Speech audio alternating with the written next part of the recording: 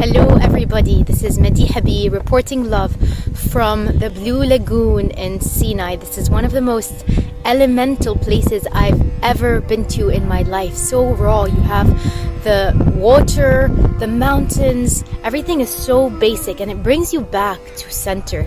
And sleeping here last night, I had some deep insights, and one invitation from one of the dreams asked me to talk about peace. And when I think about peace, I realize something so essential, which is, you know how we see the Miss Universe and the politicians and all these people who are operating in the old paradigm, let's say, talking about peace like it's something outside that we need to create or build, or a solution that we need to find. And the realization I had, which was so strong, is that it has nothing to do with the outside.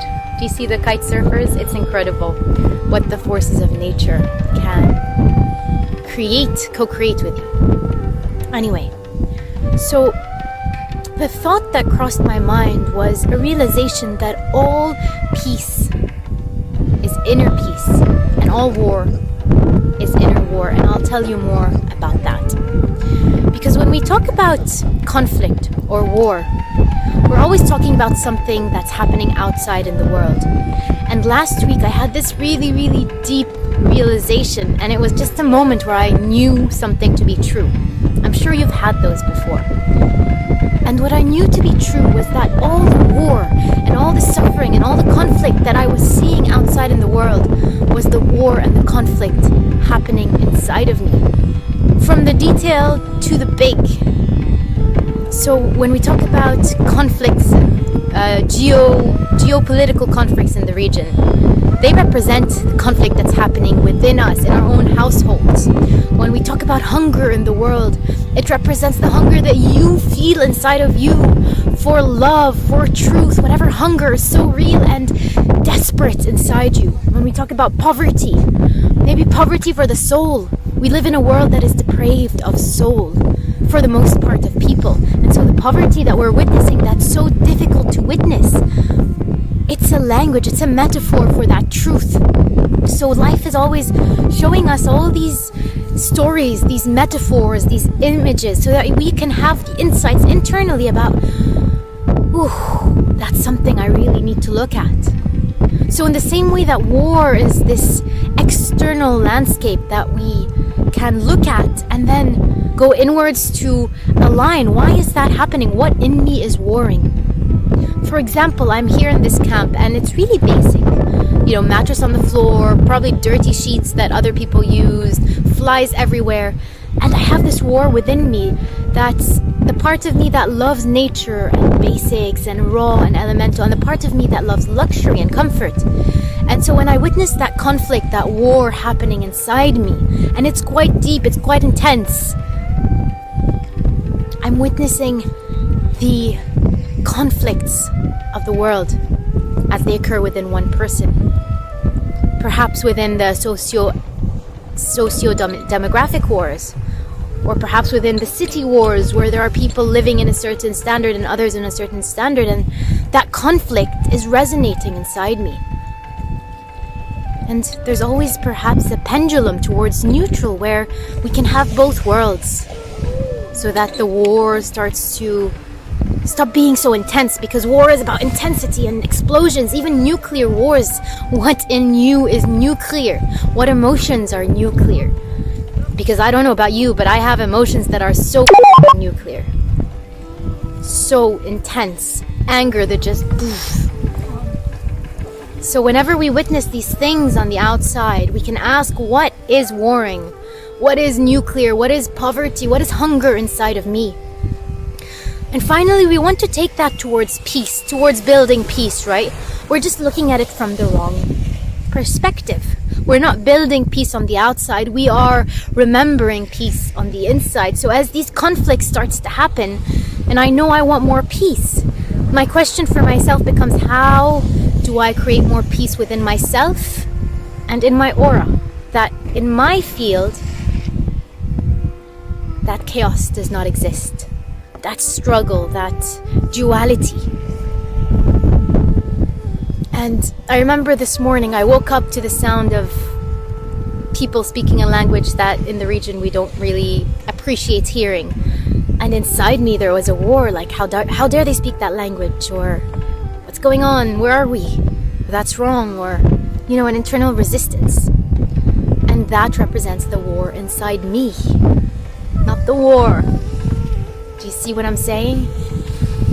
And if I'm somebody who wants to stand for peace, to flow, kind of like the kite surfers flow with the currents of nature, and our true nature as souls is peaceful, then I need to resolve that from within me. And part of that is purification. How do I purify the conflict within me? How do I let go? Because peace is simply the lack of conflict. I don't have to build peace. I don't have to find a solution for peace. I just need to allow the conflict to settle. And the conflict is simply thoughts. It's thoughts between right and wrong, victim and perpetrator. How do I allow thoughts to settle where I can meet the truth without the conflicting thoughts and the energy that's just ungrounded? So here on the ground I can feel more peace because my mind is settling. I'm noticing the places where the war outside is really the war inside, whether it's the living conditions or the language I heard, or even with my partner when there is this dynamic of masculine feminine interaction, and then we see it in the outside world, the father and his daughter. We see it in the outside world. We see a world ruled by patriarchy and the woman rising up. So again, the feminine and the masculine within. Where do I resist the masculine within and within my own relationship? So all of this, it's practice. Your inner world is the only real landscape for healing and for creating peace. And so my invitation for you today is to start asking yourself, where are the places where I am projecting? I'm watching the news all the time. This is happening there and this is happening there, and there's a nuclear war and there's war and terror. Where inside you are there terror attacks? I know this is quite radical to say. I know it might unsettle you or challenge you, or you might find the resistance within you because it's like, what? And the first time I had that thought, that insight, I was also like, what? No. What do you mean? No. But then it started to settle, and that's when true wisdom is able to sink in my heart, because in my heart I know that to be true. My mind wants to go into a debate. Oh, but the facts. Oh, but this. Oh, but that. And the biggest journey I'm realizing in spirituality, in consciousness, is to notice where the mind is taking control and to slowly start to notice the mind and let go and operate from a different place where the conflicts dissipate.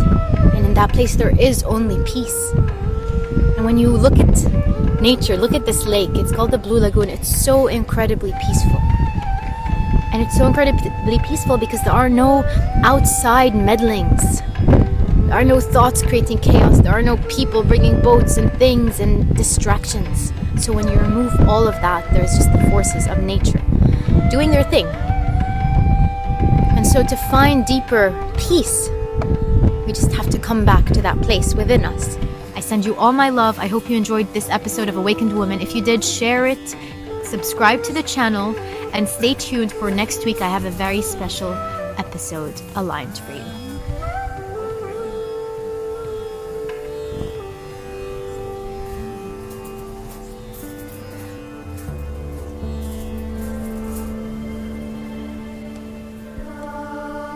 Yeah, basbousse.